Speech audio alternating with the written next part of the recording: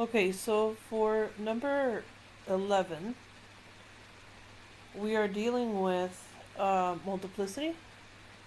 And if you notice, again, I'll refresh your memory, if it's an even multiplicity, so if I'm looking at this part right here, you see that's a square? So that's even multiplicity. So whatever that factor is, I know that that has to have, it touches basically. It just simply touches the curve. It doesn't cross the curve. Whereas this value here will cross. I don't know if that makes sense to you, what I'm getting at. So that had to do with the multiplicity or the power that's around each of the factors. Okay.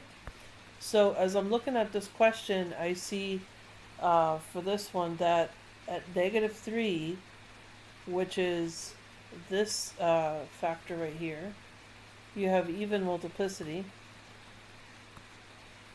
I'm trying to get a different color. You have even multiplicity, so that means that it touches the x-axis and turns around. And so for number 11, it should be answer choice B. This doesn't make sense because at -3 it does not cross the x-axis, because that would mean that it would have odd multiplicity, and it does not. It's even multiplicity. The reason I'm ruling these out as well is, again, I know that the -5 has multiplicity 1 and it crosses the x-axis. -3, multiplicity 2 touches the x-axis and turns around. So that one is very tempting, but that's not correct. And same thing for this one. Again, I rule it out because this does not cross. Okay. Number 12 is the same, more of the same. The characteristics that they're telling you, so pay attention to this detail. So if I draw a quadratic, right, or a quadrant, the 4 quadrants here, and this is telling me that this touches at the x-axis at 0, so it's telling me that it's either going to do this behavior going this way, or it's going to do this behavior going this way. I don't know yet. But at least I have a notion that it's going to do one of those two. That's what it means when it says it touches. It doesn't cross. It's just touching it, meaning that it's going to curve around it. Then it says it crosses at 2. So at 2, I'm going to go ahead and I'm going to draw some semblance of, okay, so this is 1. At 2, it's going like this somehow. And then I'm also going to then look at this where it says it lies below the x-axis between 0 and 2. Well, that means that it's here's 0, here's 2, it's doing this behavior here. So this has to be the shape that it's going through. If that's the case, that means that I'm looking at this equation and I'm saying it has to be cubic and positive. So I'm ruling out B and D. Because cubic equations, if you remember the parent graph of a cube, goes like this, right? That's the general idea. Going through the origin, of course, that you notice mine was slightly above the origin. Ignore that. Okay, so it's either this or this. I can factor this. This will give me x minus 2, which means that at x is 2, at x is equal to 2, I have odd multiplicity, so it's going to do the crossing over. Whereas here, this, even if I factored this out, and I got x plus 2, then that meant that the diagram would not follow this behavior. It would actually be shifted over this way 2 units. So we know that that's not what they described. So in this case, your answer choice should be A for number 12. Number 13. Intermediate value theorem. This is the one where we are trying to determine if we have a plus and minus resulting after we substitute into this equation. So I'm actually going to work this one out down here because it's a little bit of work. So let's do f of 0 first because that's the easiest one. At f of 0, the 10 times 0 to the 4th plus 6 times 0 to the 3rd minus 9 times 0 minus 6 Okay, so when x is 0, we obviously end up with a value of negative 6. Okay, this is number 13. Alright, if that's the case, then I can rule out A and C. Those are not answers, because if you notice, these are both positive. Okay, so let's do f of negative 1. If we substitute in f of negative 1, I get 10 times negative 1 to the 4th, which becomes positive, right? So that'll be 10. Plus 6 times negative 1 to the 3rd, that becomes negative 6. Minus 9 times negative 1, that becomes positive, and minus 6. Final answer for this one should be 7. And so, if you look at this, the question is there a 0 between them?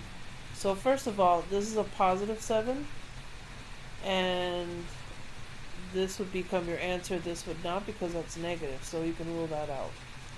And yes, there's a 0 between these, because this goes from negative to positive, and that's what intermediate value theorem says. If there is a sign change between these, somewhere in here, there's a 0. Okay, so meaning that it crosses the x-axis. Okay, number 14.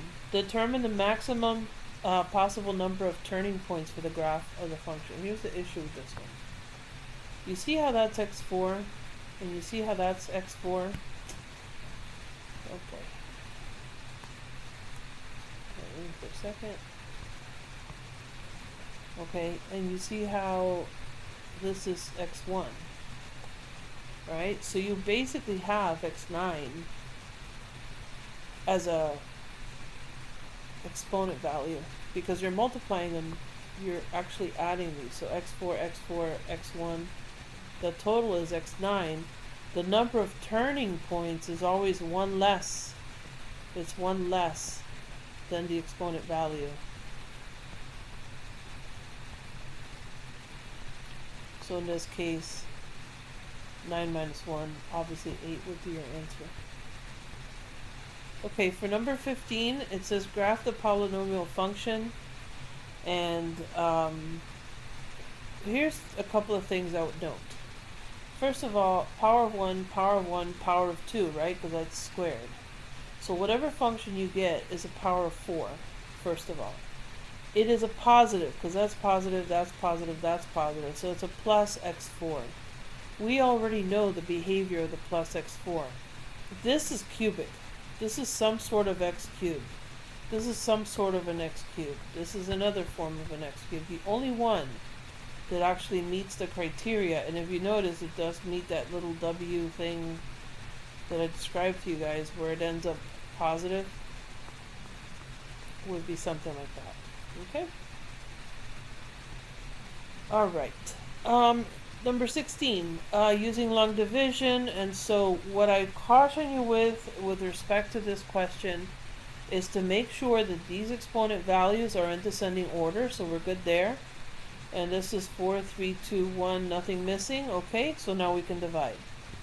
So you start with x squared plus 4x plus 4, and we're going to divide that into x to the 4th plus 5x to the 3rd plus 5x squared minus 8x minus 36. Okay, and so we start dividing. Your question then becomes, what times x squared is x to the 4th? Well, another x squared, right? And then you distribute. So x squared times x squared is x to the 4th. X squared times 4x, that's going to give you positive 4x to the 3rd. X squared times 4 is going to give you positive 4x squared. And now at this stage, what we're going to do is we're going to change all of the signs to their opposites. So this becomes negative, negative, negative. They all become negative. This cancels that piece out, and you are now left with, this is going to become 5 minus 4, which is x cubed. This is 5 again minus 4, that's going to give you positive x squared. Drop the negative 8x, and now we repeat the process. So what times x squared is x cubed?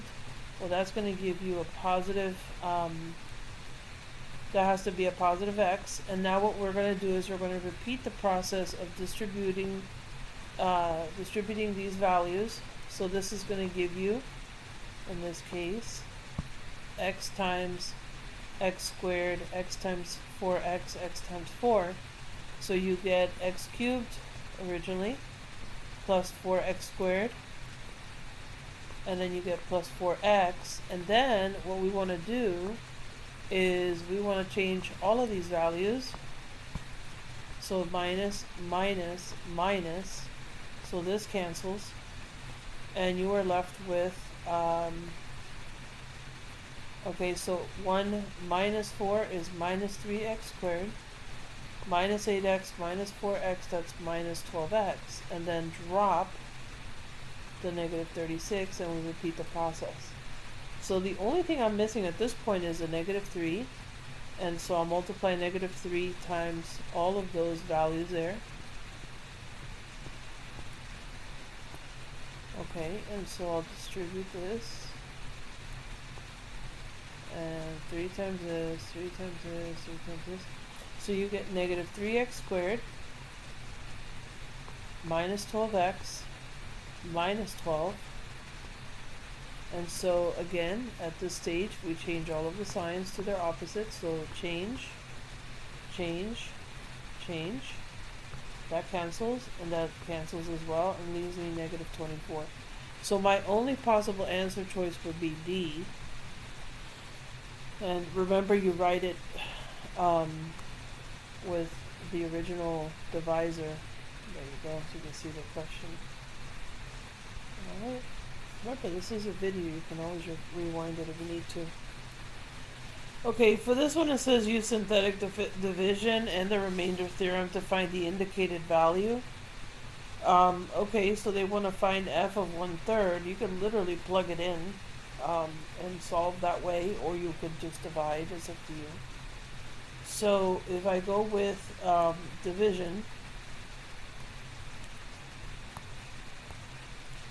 we're simply going to take the 1/3 and we're going to divide this synthetically with a 1, 5, 6, negative 1, 5, 6, negative 5, negative 5. We'll repeat this process. So, you know, you drop your equation, drop your 1, so on. When, as you drop the 1, remember you multiply, you get 1/3. So this is now 5/3. And 1/3 times 5/3 gives me 5/9. So I now have 6 and 5/9.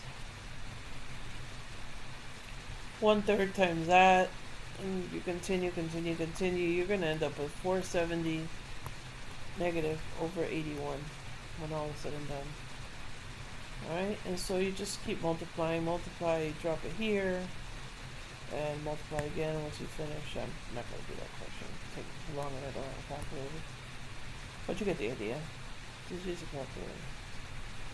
If you're having trouble with the basic math of it, just let me know. Okay. Most of you got that question somewhere anyway. Alright, number 18. Yeah, so 17 was D. I'm sorry, I don't think I marked it. Okay, so number 18, use a rational zero theorem to list all possible rational zeros for the given function. And again, you always rely on the coefficient or the factors of the constant divided by the factors of the leading coefficient. And so in this case, factors, this is a positive 1. I mean, this couldn't be easier if I tried. Plus or minus 1, plus or minus 15, plus or minus 3, plus or minus 5. Alright, and so these are all possible factors. And the reason I didn't bother dividing, because it's over 1. Everything over 1 is itself, right? Okay, number 19. Number 19, you have x cubed, positive 6x squared minus 14x plus 16. And we're trying to find any possible, roots. This is, okay. So 16. This one's a toughie. I'm thinking that on this one, I mean, we could try first. I see 8 is prolific. This one has a negative 8. 8. Let's try using the answer on this one. This one might lead us to a different approach. So if I were to synthetically divide this, let's go with the negative 8. And I have 1, 6, negative 14, and 16, right? Because I'm going down exponent 3, 2, 1, 0. I drop the 1, that's a 1, positive 1. Negative 8 times positive 1 is negative 8, that leaves me 2. Okay, negative 8 times 2 is negative 16. Did I do something wrong? 3, 2, 1, 0. Okay, so 1, 6, negative 14, 16. So I drop this, that gives me negative 2. Oh, I'm sorry, so that's positive 16. I did that incorrectly, I mixed it up. So drop the 1, that gives you negative 8. 6 and negative 8 is negative 2. Multiply that, you get 16. 16 minus 14, that's 2. Negative 8 times 2, that's negative 16. That is a 0 of the equation. So negative 8, definitely. Let's try the positive 8, and then we can rule anything with a positive 8 out. So this, so far, these are contenders. Negative 8, negative 8. This is not a contender because that's positive. So we can forget that, actually. So it's definitely not C, because if it's not this, it's not going to be C either. I'll tell you why I said that. So let's try the 8. Let's do positive 8 now.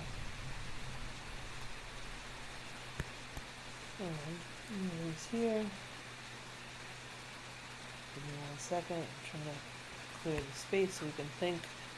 Okay, so if I drop the 1, okay, so I drop the 1, 8 times 1 is 8, that gives me 14, 8 times 14, that's going to give me 132, I think. Time to whip out the calculator, man. I'm doing this early in the morning. Sorry, teacher brain fart. 8 times 14. 112. Okay. So, so this gives us, hang on, I'm making a mess. Let's go back and fix this one. Okay, so we'll start this one real quick. Alright, so drop the 1. 8 times 1 is 8, that's 14. 8 times 14, that's 112. 112 minus 14, that puts me at 98. And 8 times, obviously not a 0, right? So, yeah, I can definitely rule out A.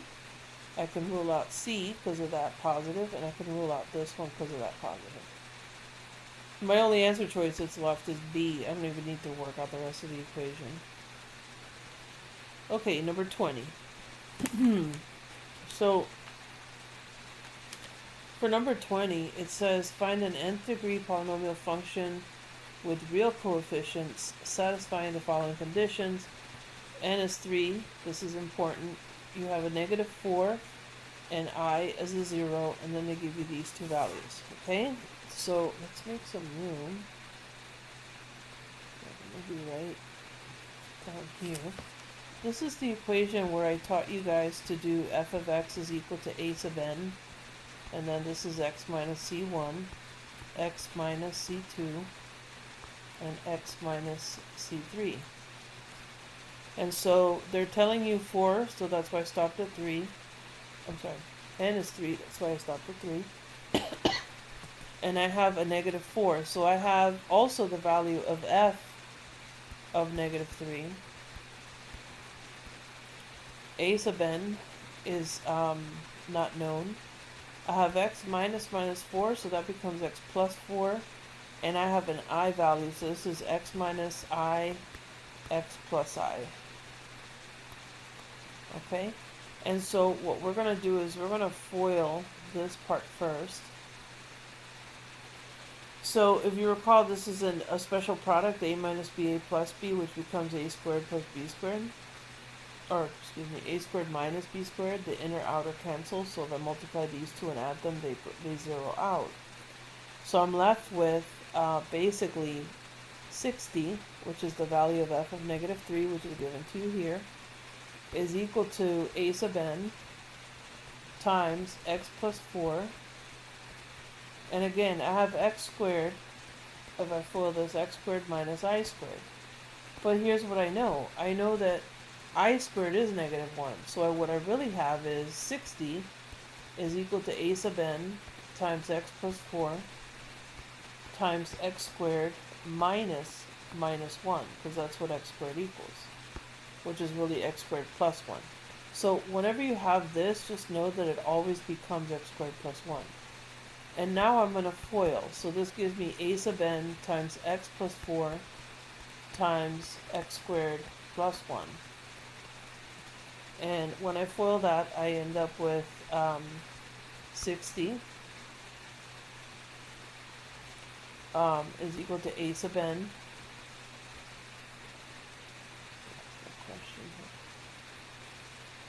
Okay, and so you're going to end up with a cubic function. This will be x cubed plus 4x squared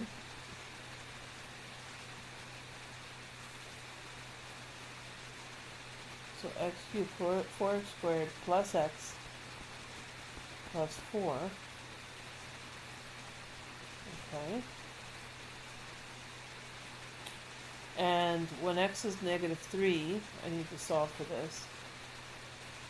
If this is a case and I have 60 and I have 60 is equal to, so you kind of have to do a little bit of juggling on this one, in the sense of going back and forth to solve. So here's your a sub n value, and now we have basically negative 3 cubed plus 4 times negative 3 squared plus negative 3 plus 4. Right, and then a little bit of math, we end up with 60 is equal to a sub n, and then this is negative 27, this is plus 36, and this is minus 3 plus 4, which is really just plus 1. So this is 10 basically. So you have 60 is equal to a sub n times 10. So a sub n is 6. So that means that you have to go back to your equation, back to this part, and distribute. And when you distribute, you should end up with answer choice D. Okay?